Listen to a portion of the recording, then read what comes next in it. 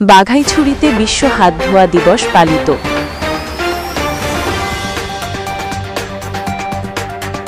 রাঙামাটি বাঘাইছড়িতে বিশ্ব হাত ধোয়া দিবস 2025 উপলক্ষে বর্ণাঢ্য র্যালি ও আলোচনা সভা অনুষ্ঠিত হয়েছে।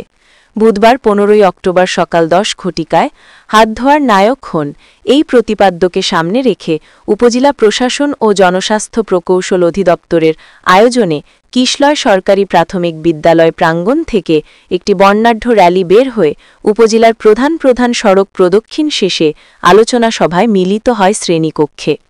উক্ত আলোচনা সভায় কিশলয় সরকারি প্রাথমিক বিদ্যালয়ের প্রধান শিক্ষক শাহিনা আক্তারের সভাপতিত্বে প্রধান অতিথির প্রতিনিধি হিসেবে উপস্থিত ছিলেন উপজেলা সমাজসেবা কর্মকর্তা জয়াস চাকমা।